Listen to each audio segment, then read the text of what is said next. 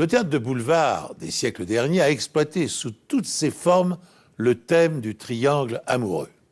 Marivaux, Labiche, Feydeau ou encore Sacha Guitry l'ont décliné à travers des comédies qui, aujourd'hui encore, nous font sourire.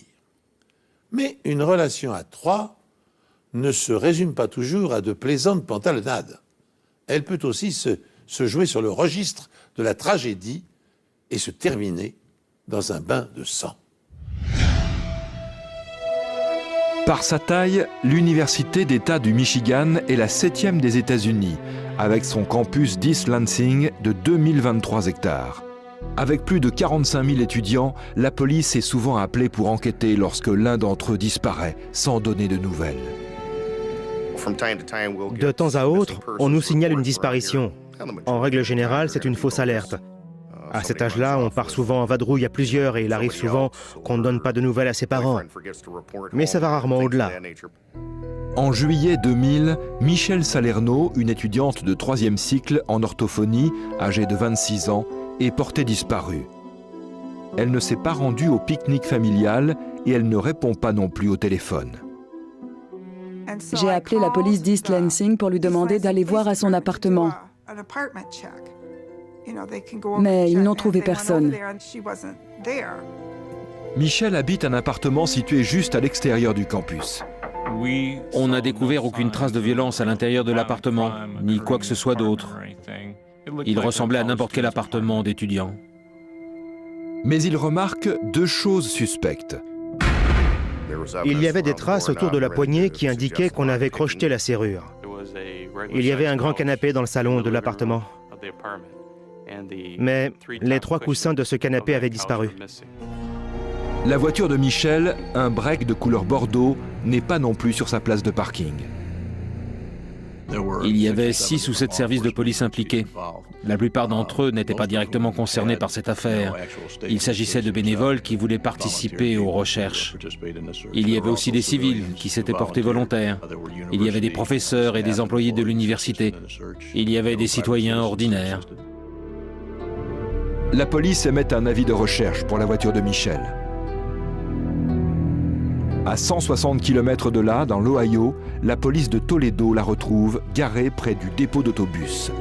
Sur le pare-brise, plusieurs contraventions. La voiture est donc là depuis un moment.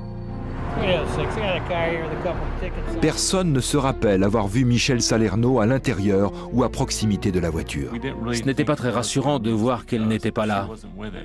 Pourquoi aurait-elle laissé sa voiture dans l'Ohio ? Ça ne collait pas. Michèle Salerno est séparée de son mari, Dennis. Au moment de sa disparition, Dennis vit à Bowling Green, dans l'Ohio, et il prétend qu'il ne l'a pas vue depuis plus d'une semaine. La dernière personne connue à avoir vu Michèle en vie est son voisin, Jason. Il déclare à la police qu'elle l'a aidé à livrer des journaux quelques jours plus tôt. Depuis peu, elle distribuait un journal local pour gagner un peu plus d'argent. Si je m'en souviens bien, elle effectuait sa tournée entre 4 et 6 heures du matin. Jason déclare que Michèle et lui sont rentrés chez eux vers 6 heures du matin et qu'il ne l'a plus revue depuis. Jason a été considéré comme un suspect pour la simple raison qu'il était la dernière personne à avoir vu Michèle en vie avant sa disparition. Jason et Michèle étaient en réalité des amis proches. Ils entretenaient d'excellentes relations. Ça n'allait pas au-delà de l'amitié, mais ils étaient très intimes. Vu les circonstances et la petite enquête qu'on a menée sur lui, on l'a très vite écarté de la liste des suspects. J'ai contrôlé chacune des cartes de crédit de Michèle. Aucune d'entre elles n'indiquait la moindre activité. Et il n'y avait eu aucun retrait sur son compte chèque, comme si Michèle avait disparu de la surface de la Terre. Plus aucune trace d'elle. Sachant que les personnes qui disparaissent dépensent en général de l'argent, les enquêteurs redoutent le pire.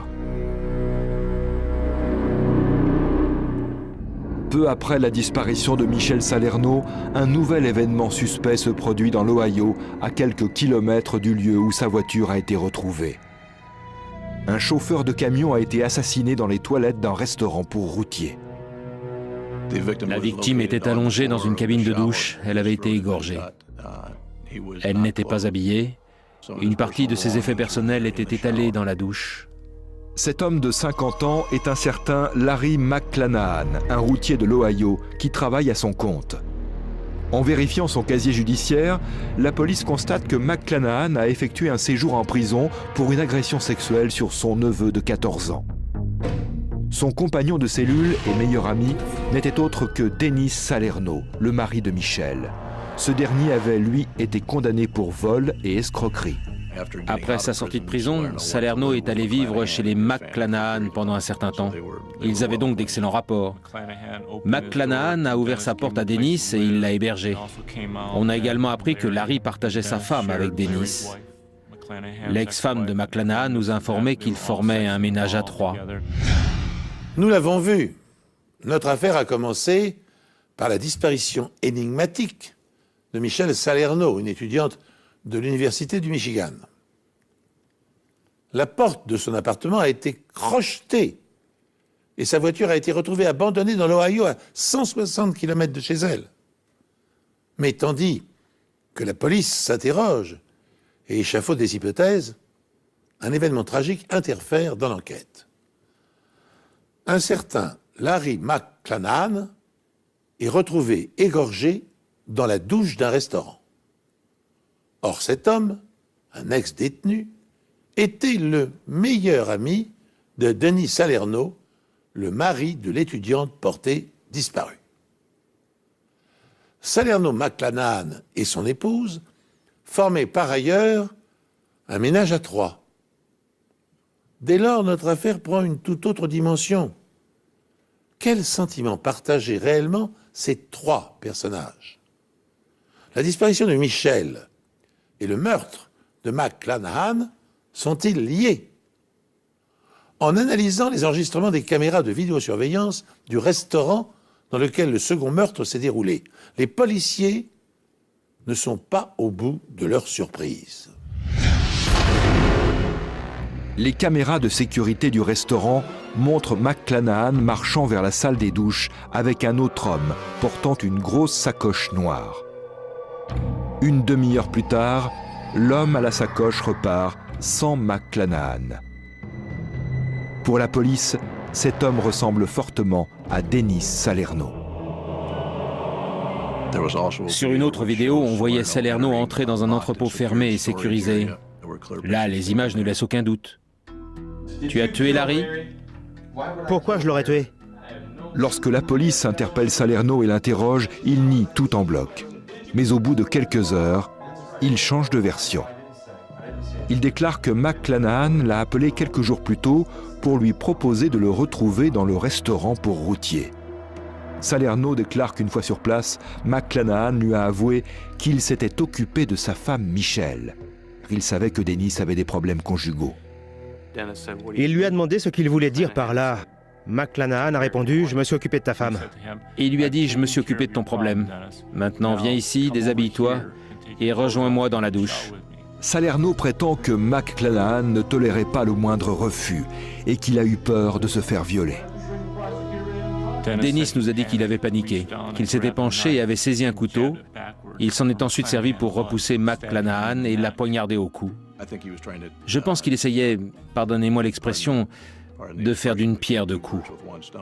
Il essayait de faire porter la responsabilité du meurtre de Michelle à McClanahan, tout en expliquant le meurtre de McClanahan par un simple geste d'autodéfense. Mais les enquêteurs restent sceptiques.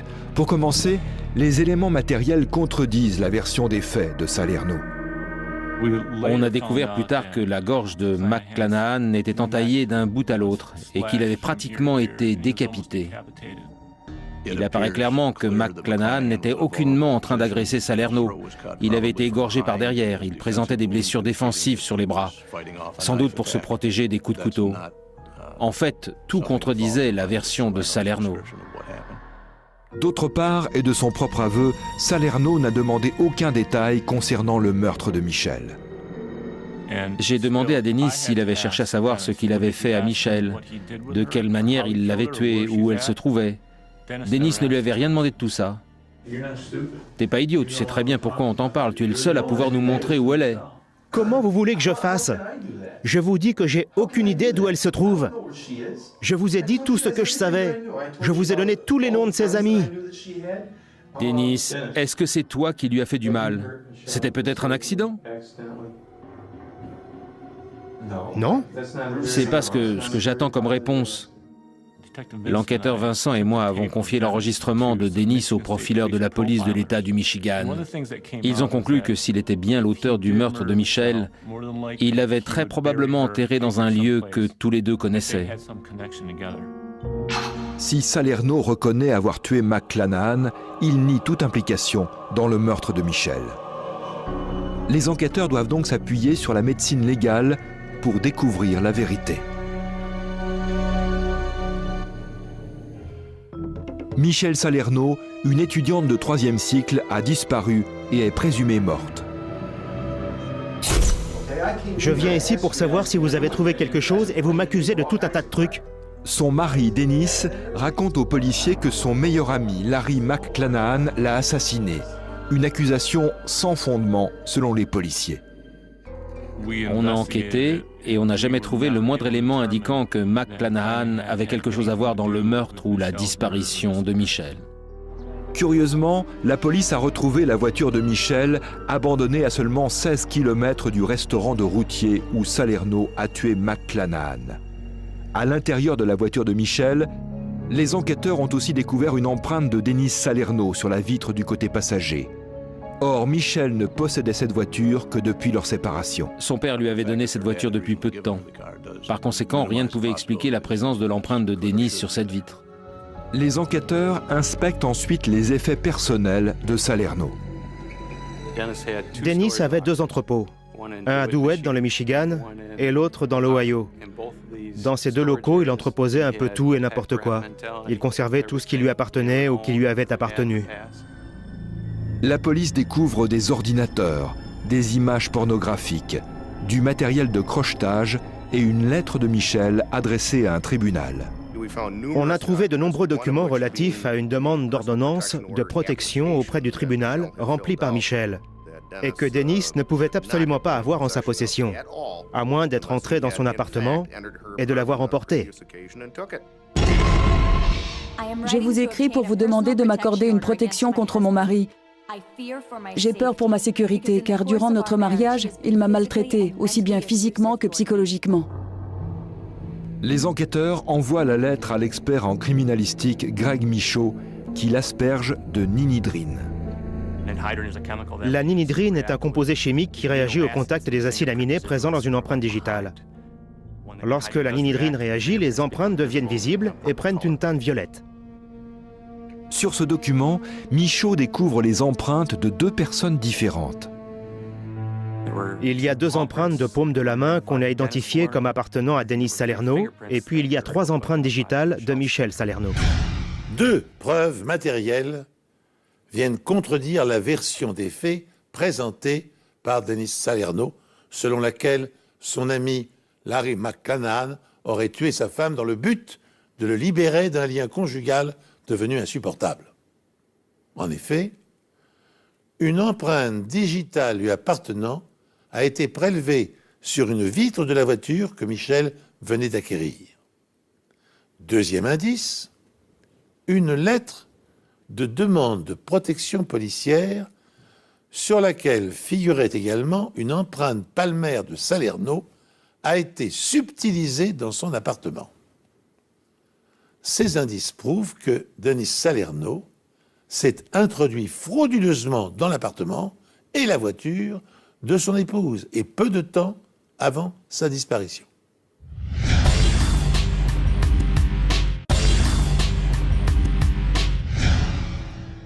Cette lettre a été écrite le soir précédant son décès. Dennis n'habitait pas avec elle. Il n'y avait donc aucune raison de retrouver ses empreintes sur cette lettre. Mais Dennis Salerno refuse de reconnaître le meurtre de son épouse Michelle. Il continue d'affirmer que Larry McClanahan est le seul et unique coupable.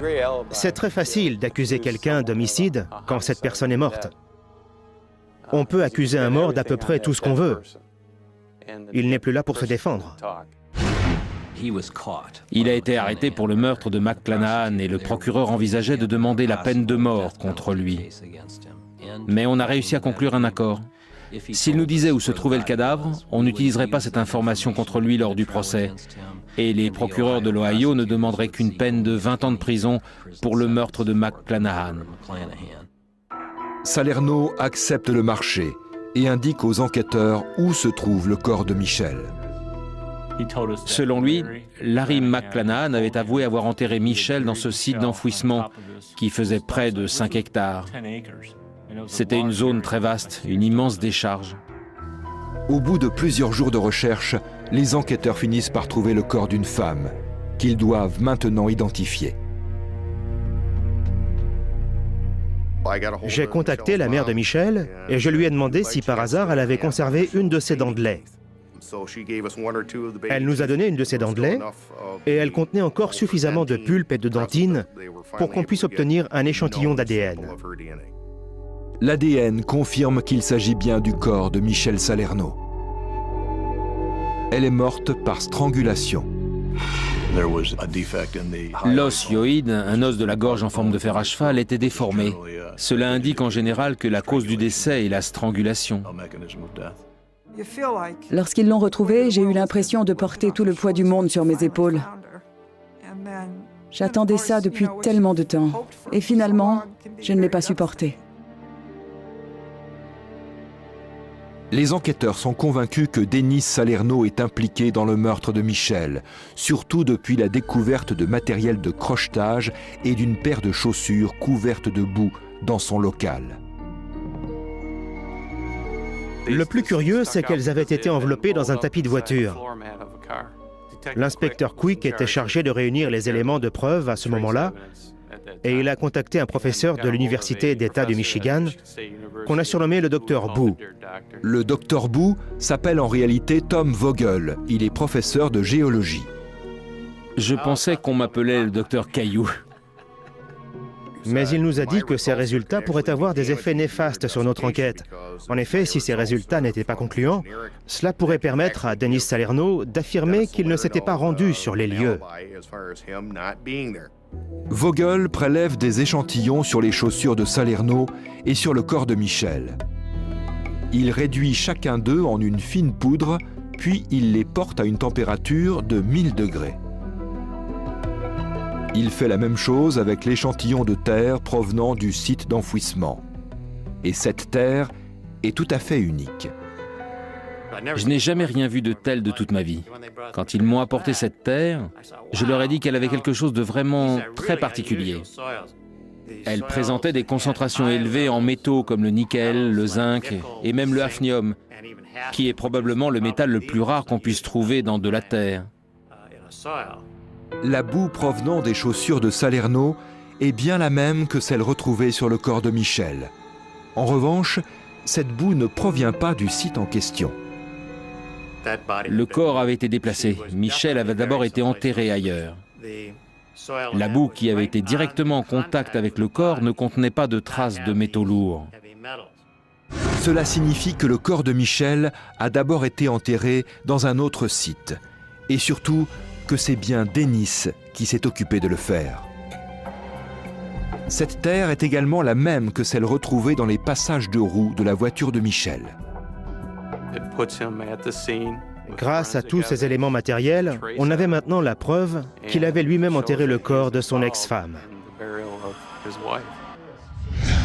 Grâce à des traces de terre, à des fragments minéraux et végétaux, on peut prouver la présence d'un suspect ou d'un véhicule sur une scène de crime ou indiquer si un cadavre a été déplacé et ainsi orienter une enquête vers d'autres pistes. À Nancy, dans les années 1930, le professeur Parizeau, médecin légiste et criminologue, se livra à une expérience extraordinaire. Un jour que le sol était détrempé, il envoya l'un de ses étudiants faire une promenade dans les rues de la ville. À son retour, Parizeau examina les différentes couches de boue qui avaient adhéré aux semelles de ses chaussures.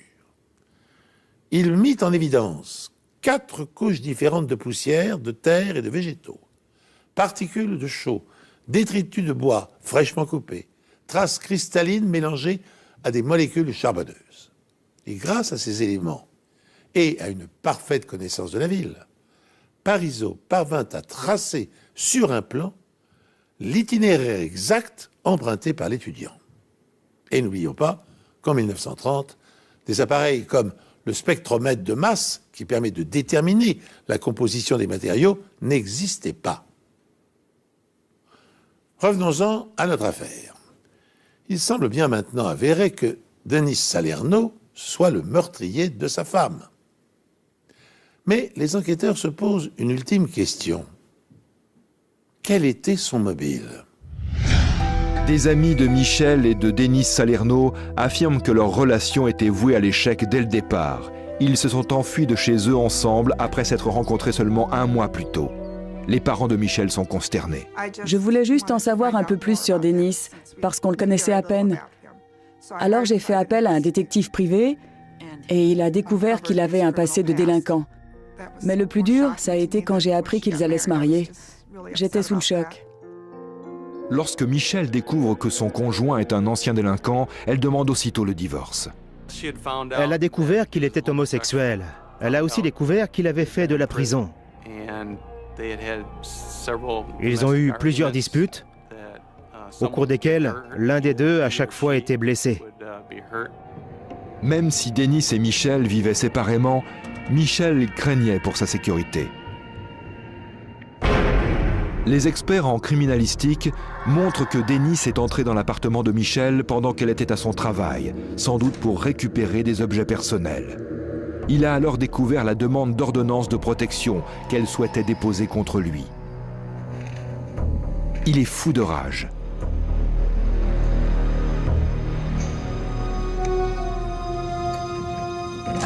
Lorsqu'elle rentre après sa tournée de distribution de journaux, il l'étrangle.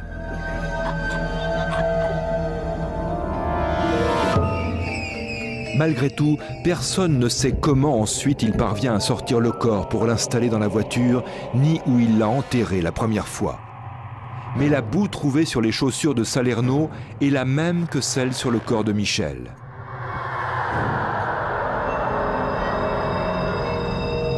Par la suite, il a déterré le corps pour l'amener sur un site d'enfouissement dans l'Ohio. Puis il a abandonné la voiture de Michel, mais a laissé ses empreintes digitales sur la vitre.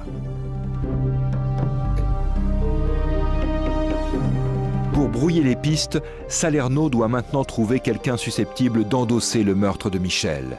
Et quel meilleur choix que son ancien compagnon de cellule, Larry McClanahan.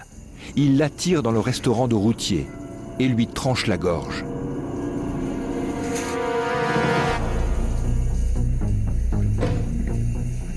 Denis a toujours essayé de faire porter la responsabilité du meurtre de sa femme à McClanahan. Mais on a par la suite découvert qu'il savait exactement où Michel était enterré. Et les chaussures qui ont été retrouvées dans le local de Denis, des chaussures qui lui appartenaient, étaient couvertes de boue. Cette boue était la même que celle trouvée sur le corps de Michel. Denis Salerno plaide coupable pour le meurtre de Larry McClanahan, mais pas pour celui de Michel. Il est cependant reconnu coupable dans les deux affaires et condamné 2 fois à perpétuité, sans possibilité de remise de peine. Il n'était pas nécessaire de trouver le mobile. Il suffisait de prouver la cause de la mort et que Denis Salerno était bien le coupable. De toute façon, prises dans leur ensemble, les preuves étaient trop accablantes. Les experts ont démontré que Salerno s'était emparé des dossiers relatifs à la demande de protection de Michel. Mais l'élément le plus surprenant est celui de nature géologique. L'élément qui le liait au meurtre était la terre. Les caractéristiques inhabituelles de cette terre, comme l'ont décrit les scientifiques qui ont travaillé sur cette affaire. Comment peut-on expliquer la présence de cette terre sur ses chaussures et sur le corps de la victime? Il n'y avait aucun doute, c'était lui qui l'avait enterré. Sans ces échantillons de terre, on n'aurait jamais pu prouver que Denis était l'auteur de ce crime. En effet, ces échantillons, qu'il n'a pas pu contester, avaient été prélevés sur ses chaussures, et c'était notre élément principal. Quand j'ai compris qu'il allait être condamné à la prison à vie, sans possibilité de remise de peine, j'ai remercié Dieu. Grâce au ciel, justice a été faite. Pour empêcher sa femme de déposer une demande d'ordonnance de protection auprès du tribunal, Denis Salerno l'a kidnappée et étranglé. Puis, il a égorgé son meilleur ami dans le but de lui faire endosser indirectement la responsabilité de ce crime. Ce subterfuge naïf et sordide a fait long feu face aux expertises médico-légales. Pour tenter de semer le doute dans l'esprit du juge, puisque Salerno avait renoncé à son droit de plaider devant un jury, son avocat a argué du fait que l'appartement et la voiture de la victime ne présentaient pas de traces de lutte ou de taches de sang, et que par conséquent, Salerno ne pouvait pas avoir kidnappé sa femme. Cet argument n'a pas infléchi la décision du juge. Salerno a été condamné à une double peine d'emprisonnement à perpétuité.